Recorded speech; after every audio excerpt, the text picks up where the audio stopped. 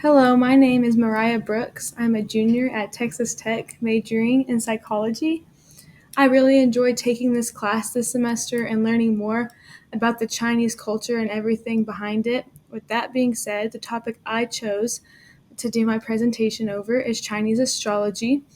A little overview of my presentation is the introduction, methodology, the results of the discussion, and the appendix.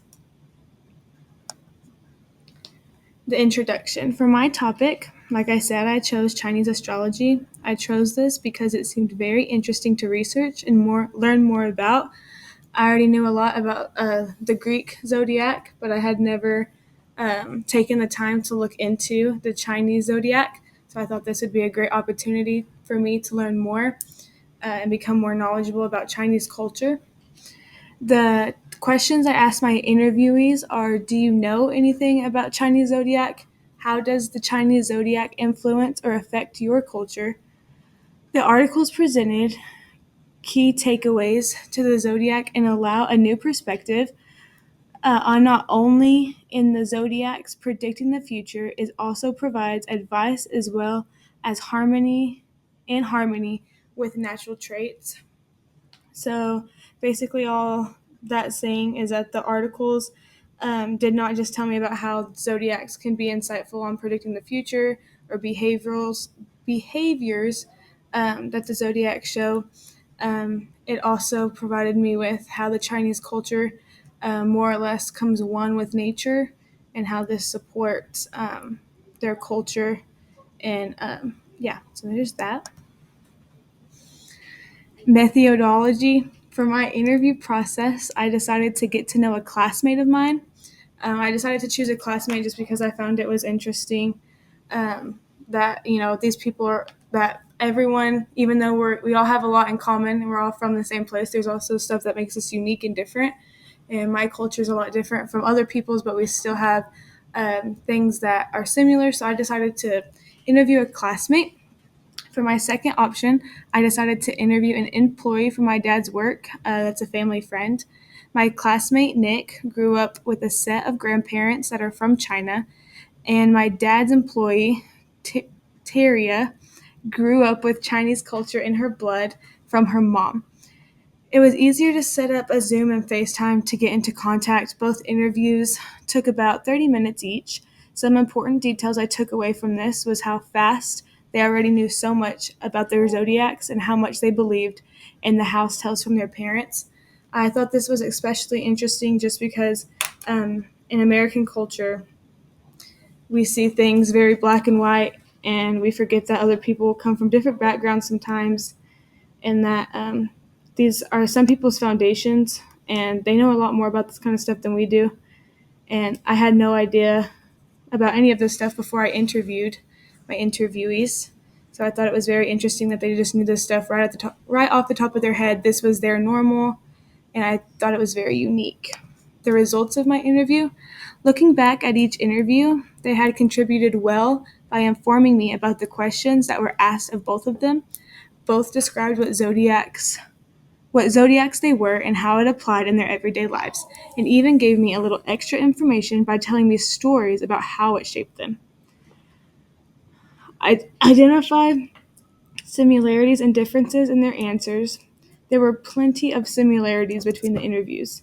Like both said, that the zodiacs could be applied to daily lives because of the way they described their zodiacs is the way they act on a normal day on everyday life.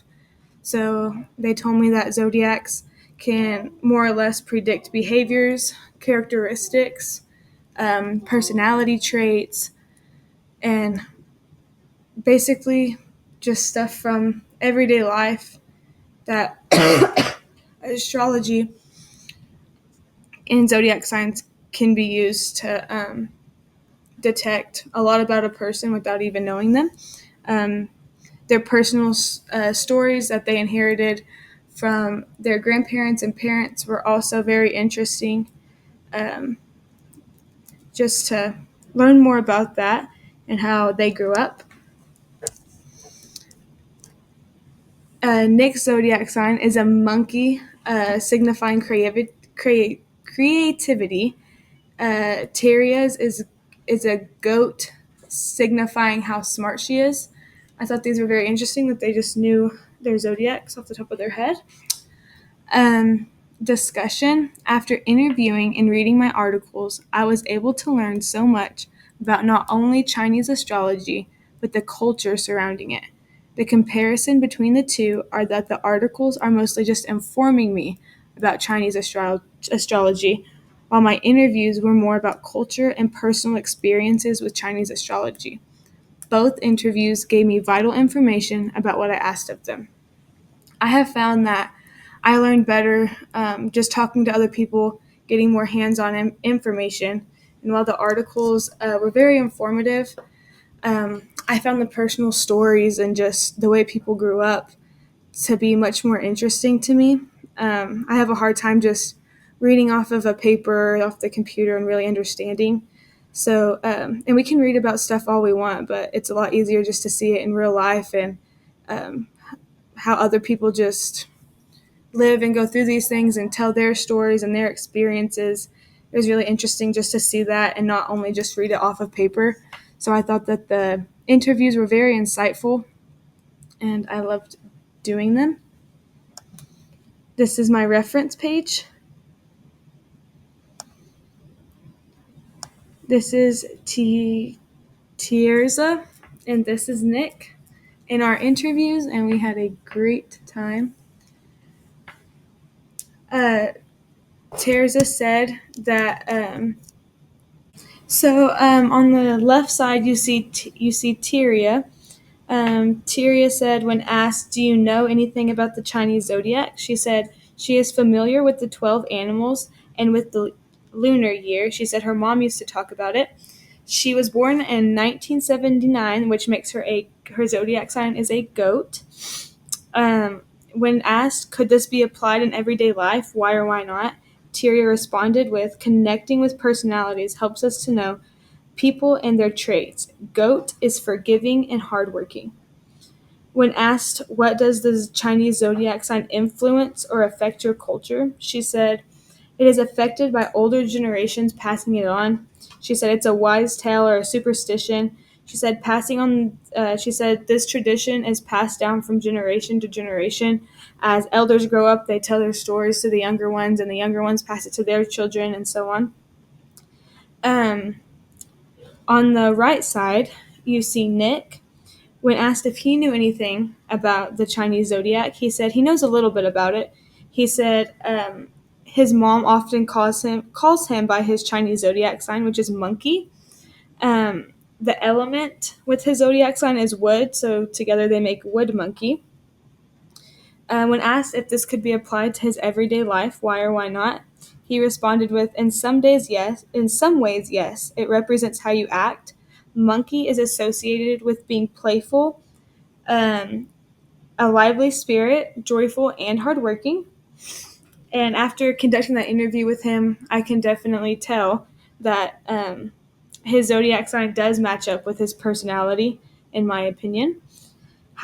When asked how does the Chinese zodiac influence or affect your culture, he responded with, it depends. They are important to the culture to define who and what the person is.